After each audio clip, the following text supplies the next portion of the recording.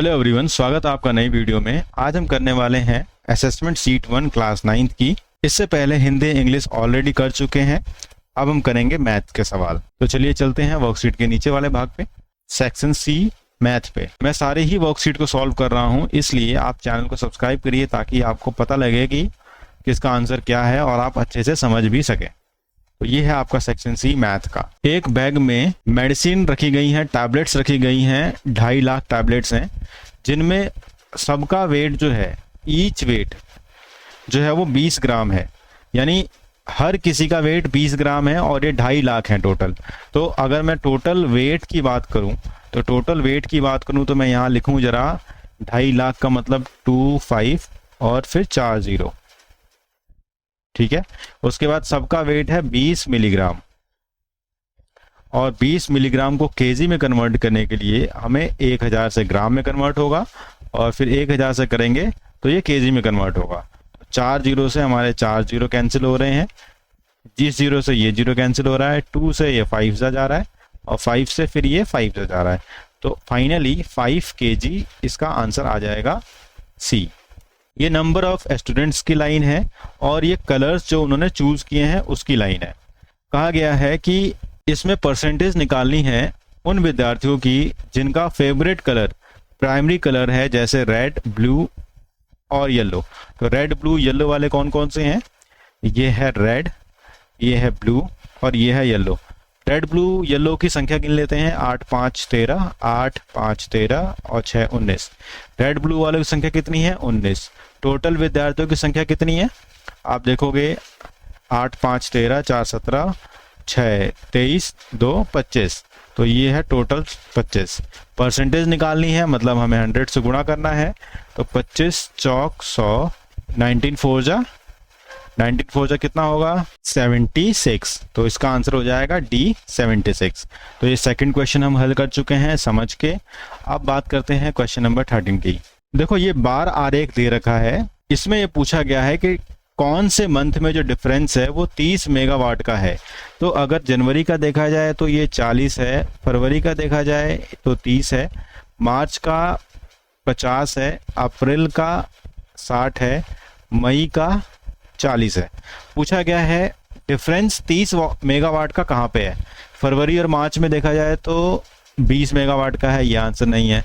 फरवरी और अप्रैल में देखा जाए तो ये 30 है और ये 60 है, तो इसका आंसर बी हो जाएगा, क्योंकि फरवरी और अप्रैल में ही 30 मेगावाट का डिफरेंस दिख रहा है। तो हमें डिफरेंस निकालना था, हमने ऐसे करके निकाल लिया। ये सवाल पिछली वर्कशीट से लिया गया है, जिसमें एक स्क्वायर बोर्ड था जिसका एरिया है 70-56 स्क्वायर सेंटीमीटर। अब हमें उसकी साइड निकालनी है। तो हमें ये पता है कि साइड इंटू साइड जो होता है ना, वो होता है आपका 7056। तो साइड का स्क्वायर जो होगा वो क्या होगा? 7056 का अंडर रूट। साइड का जो स्क्वायर होगा वो होगा 7056 का अंडर रूट। अगले स्टेप में s इक्वल टू हो जाएगा 7056। तो हमें इसको सॉल्व करना है। तो 7056 को और मैं सॉल्व करूं यहाँ पर, तो 7056 को सबसे पहले तो मैं 7 से ही डिवाइड कर देता हूँ, क्योंकि 7 से मुझे लग रहा है कि कट जाएगा पूरा। तो 7 10 जा 70, 5 कटेगा नहीं तो 0 लिखेंगे, 7 8 जा 56। अब फिर दोबारा 7 से कर देते हैं एक बार। 7 1 कम 7, तो बच गया 3 और 0, 7 चौक 28, फिर बच गया 2 8, तो 7 चौक 28। तो ये हो गया आपका 144। फिर 2 से कर देते हैं। मैं ऐसे 12 से भी कर सकता हूं, क्योंकि मुझे पता है कि 12 जा 144 होता है। ओके, तो यहाँ पर आ जाएगा 12 गुणा 7, यानी यहाँ पर लिख सकता हूं मैं 7 गुणा 7 गुणा 12 ऐसे अंडर रूट में। अंडर रूट से बाहर आती है ना, तो 2 होते हैं, उनमें से एक बाहर आता है। यहाँ भी 2 है तो इसमें से एक बाहर आ गया। तो इसका आंसर हो जाएगा 12 7 84। इसका आंसर बी हो जाएगा। ठीक है, अब क्वेश्चन नंबर 15 पे चलते हैं। यहाँ पर ना एक रेक्टेंगल दिया गया है ABIJ, जिसकी साइड्स कितनी है वो दे रखी है 16 12। CDHI एक स्क्वायर है, ये वाला जो है ना वो स्क्वायर है जो BI का आधा है, इस BI का आधा है। अब मैं लिखूं यहाँ पर AJ जो है ये 16 है, AJ कितना है 16। ए बी कितना है 12, ये है आपका 12।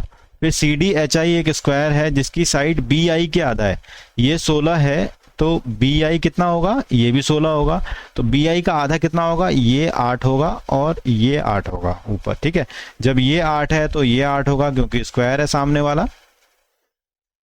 ठीक है, स्क्वायर है। इसके बाद लिख रखा है ई एच की हाइट 4 है, तो ये 4 है, तो जाहिर सी बात है कि ऊपर वाला हिस्सा डी ई जो होगा वो भी 4 होगा।